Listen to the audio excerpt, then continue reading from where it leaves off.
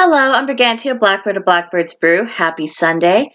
Time for another Loki video, and this week I got taught a lesson on the virtues of flexibility. Now, all past week I've experienced some disruption to my schedule, and this is hardly surprising given the fact that I am continuing to work with Loki. But what I've noticed in videos in which Loki devotees talk about their experiences, especially when he's thrown a monkey wrench into their general plans, they will acknowledge the chaos that's happening, but they don't speak as much as about the lesson that the chaos was intended to teach. Now, I personally have a tendency to get very absorbed in my work, whether it's making videos, creating content for the Discord server, or just even my daily practices and devotionals. I will get so involved, and then I will try to get so far ahead of my video schedule and the daily posts that I want to do that it actually creates an imbalance in my life. And so instead of decreasing stress, thinking, oh, I'm so ahead, I can relax. On the other hand, there's this constant worry of, I've got to keep getting ahead. I'm so stressed. I'm only working on the things for December. What will I do? Not a good thing. Not a good thing at all. And so Loki saw fit to give me all kinds of nudges this week related to that general imbalance. And it's all been centered on breaking out of this cycle that clearly is not working, because if getting that far ahead and being concerned with that was the solution, well, I would be feeling better. Instead, I was feeling increasingly frazzled. So the first nudge that I got was to continue to get outside, preferably first thing in the morning, just before dawn, and take a walk, do a meditation with him, see what's going on in nature, observe the changes in the trees and any particular animals that might be in the area, and just have this mental divorce from all of the stresses that are in my life, from all the things that might concern me, and just get away. The second nudge was to attend to the home temple, and this has involved spontaneously one day moving the main altar into the same room as his personal shrine. I've also been nudged to do a lot of deep cleaning, like shampooing the carpets, kind of deep cleaning, but also to pay more attention to the aesthetics, make my environment beautiful to me, make to where I enjoy it, light the candles, light the incense, do more meditations, just calm the freak down. It's also, I've been getting nudges to invest more into the Power of Release workshop tasks that are being posted at the Brew. And, after I attend to whatever content is in there, because a lot of it is chakra work, a lot of it is about rebalancing the energies and recognizing where problem areas are to start with. So it's all tied in with the work Loki's doing with me. But after doing that, then work on the videos, then work on the daily posts, and that it's enough and it's okay to just be a couple of days ahead. I don't have to worry so far into the future. And the constant refrain that's been going round and round my brain is this reassurance of everything will get done. There's no harm in going about it in a measured and relaxed fashion. And not everything has to get done in a single day. There's no bonus points, there's no cash prize, no one's giving you compliments because you got 10,000 months ahead. But it's enough to just do what is needed for that moment. And it's good to make room in the course of the day for spontaneity, for fun, excitement, and also for the occasional surprise and monkey wrench, to be able to go along with that flow.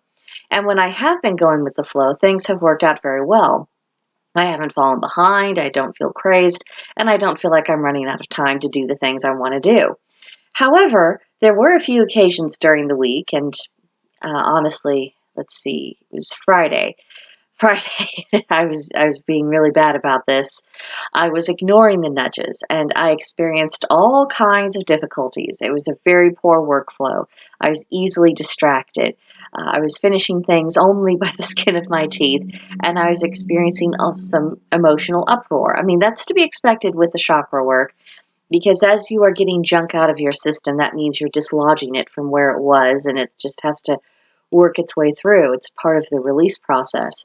But I just felt like everything was spinning out of control. So last night I was meditating, and I was visualizing the usual place where I meet with Loki in these meditations. He did favor me with his presence and sat down opposite of me, smiled, and asked what I had learned from this experience on both sides, and this really knowing way.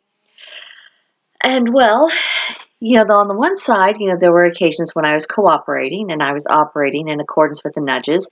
And then there were the other occasions when I wasn't listening and I fell right back into self-destructive patterns. So when he was asking what I had learned, this simply wasn't a matter of that I need to do as I'm told, and he was rubbing it in my face. If anything, that kind of conclusion would miss the point of the entire exercise. I mean, yes, he was nudging me into taking a different approach into how I manage my daily affairs, but the real question was why, and what were the results of that advice when it was followed. Now, asked why, I think that's because of my default settings, and how if you're not consciously making certain changes, you just kind of fall into your usual rut. When I do that, things don't work, at least not as well, and definitely not over the long term. And that kind of constant uptightness and worry and concern and anxiety, it's actually quite harmful to my well-being.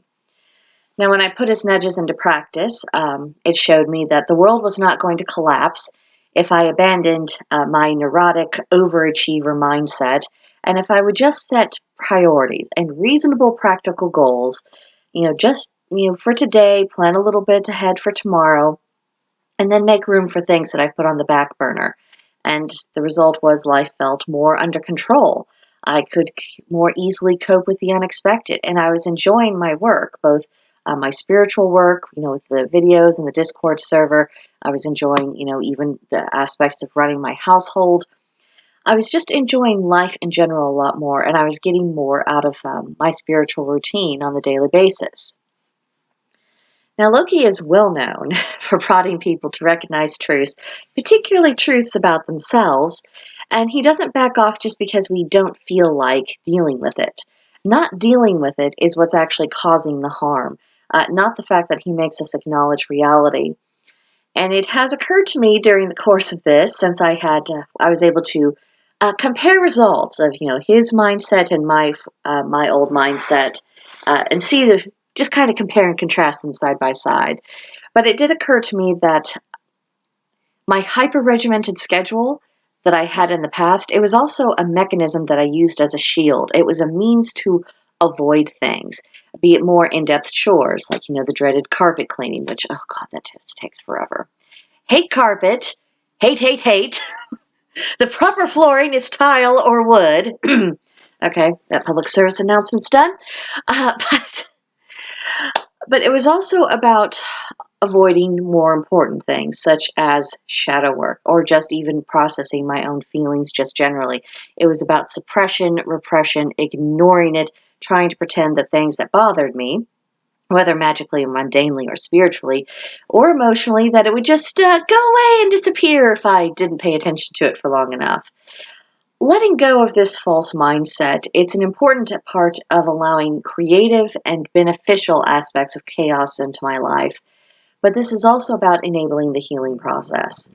Now, over the years, I have adopted a certain mode because it seemed to ensure my survival. But this idea, this opinion that I have to do these certain things in this certain way because that's the only way I'm going to survive, that opinion was the result of times in my life when I had to be constantly on guard, constantly, on top of everything, and I ended up tying myself into knots. Now, fortunately, Loki has a lot of experience with knots, both in the making of them and in the untangling of them. His very name does have a reference to knots.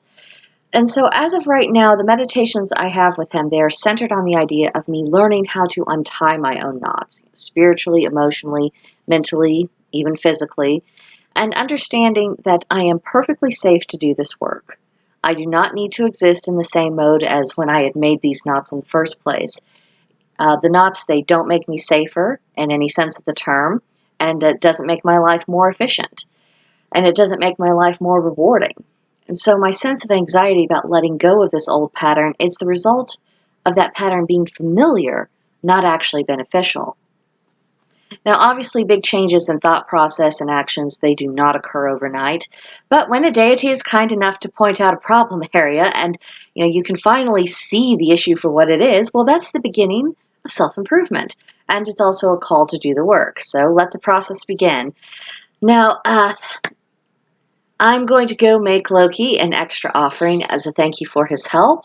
If you would like to talk about some of my experiences with working with Loki, if you're thinking about working with him yourself, or if you would just like to talk about deity work in general or any other magical topic, please come visit us at Blackbird's Brew on Discord. There's a link to join in the description box below. And of course, subscribe to this channel, like this video, and leave me a comment. And I will see you later. Bye.